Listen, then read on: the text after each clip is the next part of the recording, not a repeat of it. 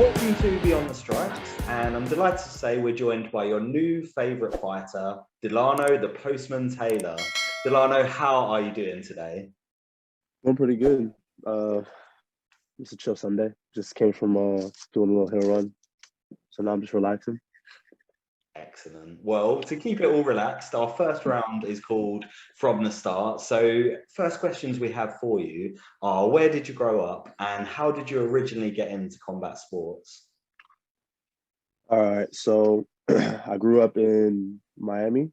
I'm of Jamaican descent. Both of my parents are from Jamaica, born and raised. They came here when they were basically adults. Um, and the part of Miami I was raised in was like a little Jamaica, so it was like I never really missed anything. Yeah. Um, how I got into combat sports, man, like I said, I fell into it. Like as a kid, I would get into like a lot of fights, and then I just started playing sports. Started really getting into sports. Then the main sport that I started competing in was wrestling. I really like wrestling. When I graduated high school, I was like, okay, I need to do something. I can't just not do anything. So I said, let me see what this MMA gym is about. Joined there, and it was a wrap from there. And can you remember the first fight you watched? I can't remember the first fight I watched. The first fight I ever watched, MMA wise, was actually Anderson Silva versus Forrest Griffin. Yeah, that was the very first fight I ever watched. It wasn't even like I don't think it was happening at that time either. I think I watched like rerun because I didn't really start watching MMA until 2016. Like, Mhm. I don't remember watching them until 2016, and I think I saw a rerun of that, and that was the first fight I ever watched. Forrest Griffin versus Anderson Silva. Yeah, and I mean Anderson Silva is just one of these fighters that always comes up when we talk to professional fighters. He seems to have Yeah. influenced so many people. I remember when I first actually got to the gym that I trained at. When I first started, they called me John Jones. When I first walked in there, and I was just so confused because I was like, who's John Jones? Like I never knew who John Jones was, and they would always call me, "Oh, it's John Jones, it's John Jones." And I was like, I don't know what these guys are talking about until like I did some research and I started watching this fight. So I was like, oh, this is John Jones. Okay, makes sense now. Yeah. Yeah, okay. I guess it makes sense. And do you have a fighter that you always make sure you're watching? It'd probably be two fighters. The one of the two fighters would be Jason Jackson, fights in Bellator. He's one of the fighters that I watch a lot. I also train with him, so that also is another reason why I watch him a lot too. And Israel Adesanya. I like to watch fighters kind of that have like the same body type as me. Like I feel like very similar styles too that I can like pick and choose certain things that I like and certain things that I dislike. Actually, oh also Max Holloway. I'm a big fan of Max Holloway. Mm. Yeah. I mean, you pick some great fighters. They're always, all three of them are always involved in great fights. Yeah. And then your fight nickname, the Postman, is one of the more interesting ones we've heard. What's the background behind that? So I came up with the name the Postman because it's actually a play on words. It's like a double entendre. It's supposed to be like two meanings.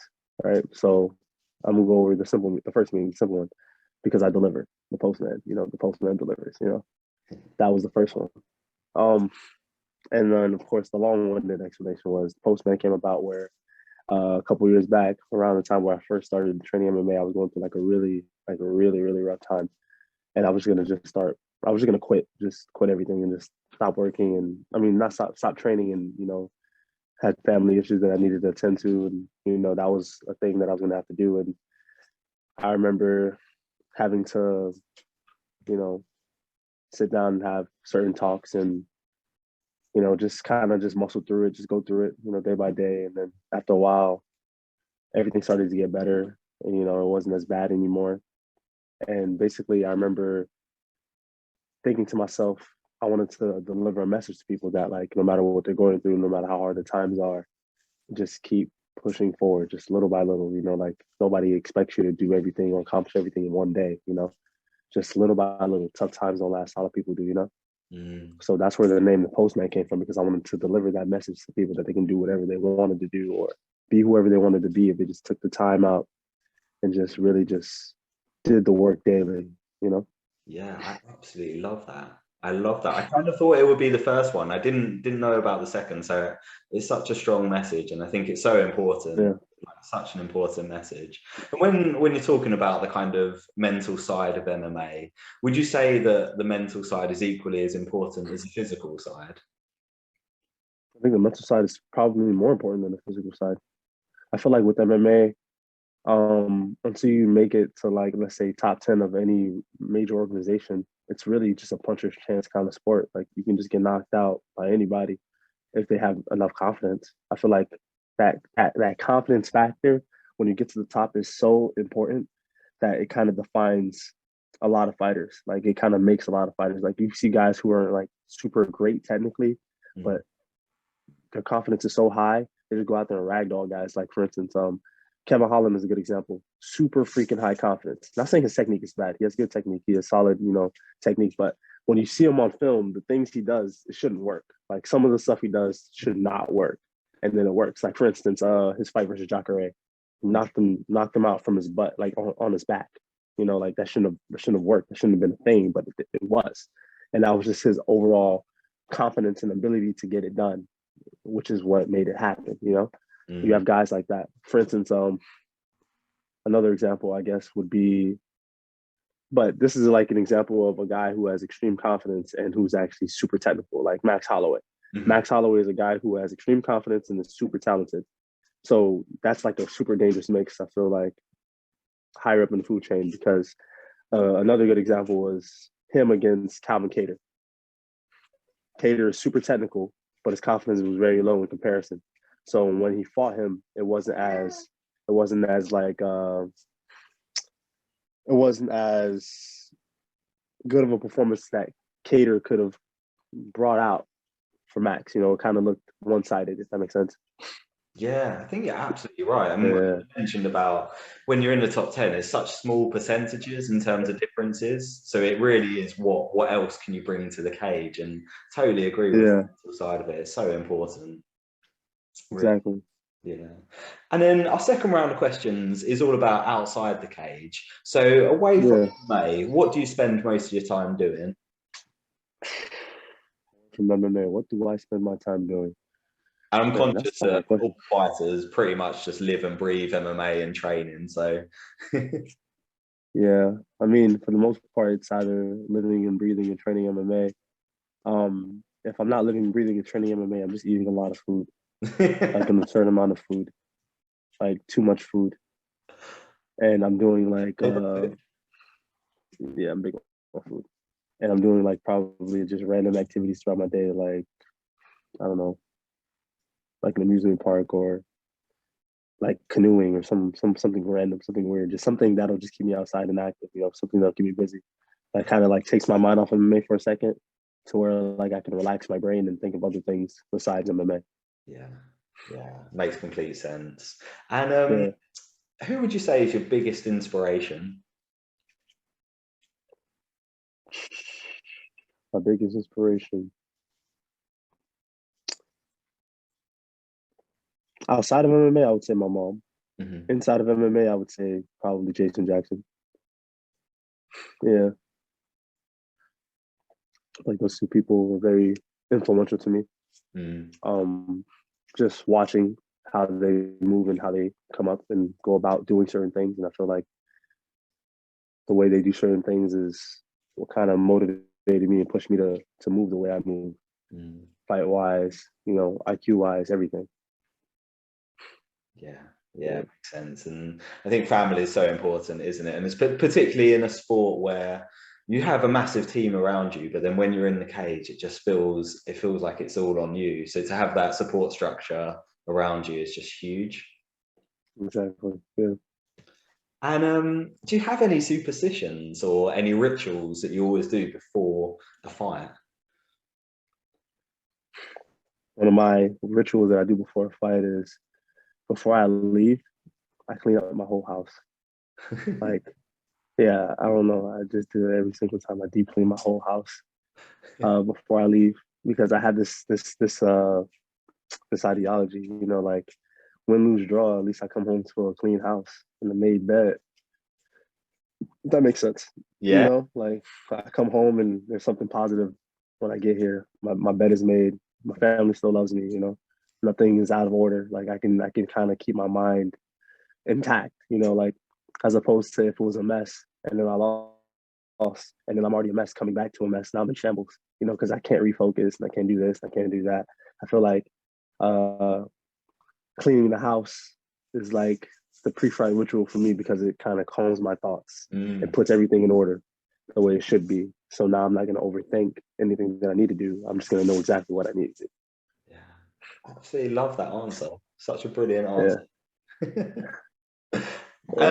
And then our third round is called the hypothetical round. So we've got a really random question for you, and you can kind of be as random as you want on it. So question is, you've been booked for a talent show, but you can't showcase MMA. What would you do? I would actually showcase my yo-yo skills. I'm actually really good with a yo-yo. It's actually like, yeah. It's like a hidden talent. Like I'm actually like extremely good with the yo-yo. Like I really like yo-yos.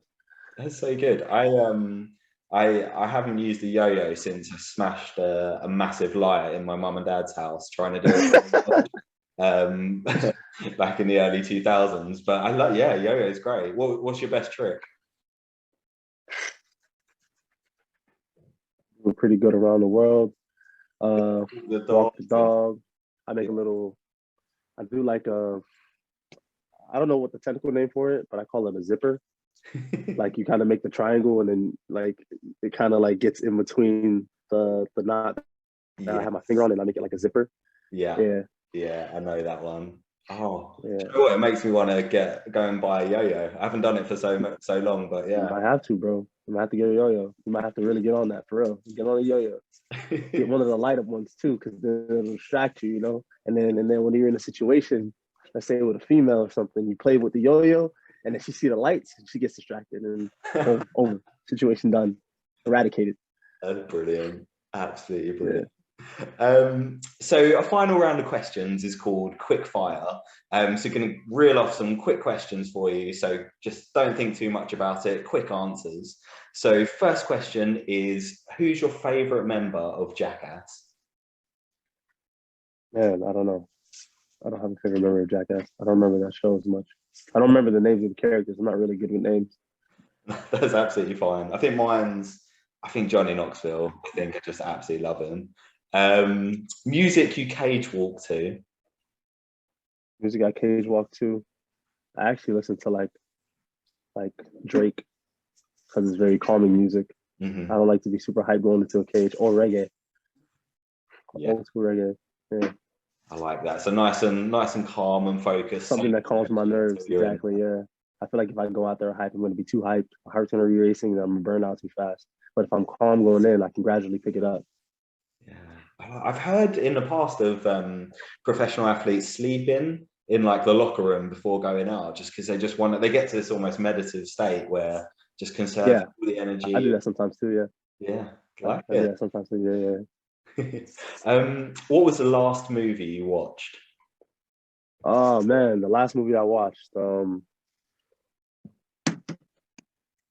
was the Accountant. Hey, was it Have good? you seen that movie? It's fire. It has what's his name? What's his name? The guy who played Batman, not in this recent one, the one before this one. Oh, Christian Bale. No, after After him. Oh God, I'm not sure. Ben Affleck. Is it Ben Affleck? Oh, yes, Ben Ben Affleck. Affleck. Yeah. Ben Affleck's Batman. Yeah. He was the movie's called The Accountant. It's about like he's like an autistic kid whose dad was in the military and he trained him as a little kid to be like basically like an assassin. But he lives his life as an accountant and he does these jobs as an assassin on the side. And he's like super autistic. So like he's super calculated and super methodical with how he does things. It's crazy. It's really good. It's a really good movie actually. Yeah, do you know what? I think I've had this on like on my list of movies to watch for quite a few years now. Yeah. So I will definitely take you up on that recommendation and be watching that Yeah. one. You know, It's old. It came out 2019. It's a little older, but it's a good movie. I must be thinking of another one then. I will check it out, Watch it. definitely. Yeah, watch that. Yeah, heck yeah. If you could meet one person, anyone in the world, who would you want to meet? Dead or alive, or just alive? Go dead or alive. Dead or alive? Anybody I can meet in the world right now? You said only alive, right? You can either dead or alive. Dead or alive.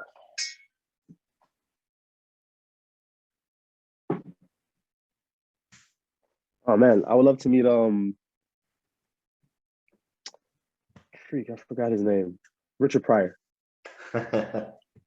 I'd love to meet Richard Pryor. I feel like his comedy resonates with my soul very well. Yeah. I think Richard Pryor would be a guy I would want to meet. Yeah. Yeah, that's such a brilliant answer. Love that. So that's it for the interview. It's been a real pleasure. When's the latest on when we can see you back in the cage? The latest that we probably see him in the cage is July 1st, PFL. That'll be good. Well, we can't wait to see you. You've got fans in us. We'll be absolutely supporting you. So thanks again for joining the podcast. And yeah, really looking forward to speaking to you again. I appreciate you. Take care.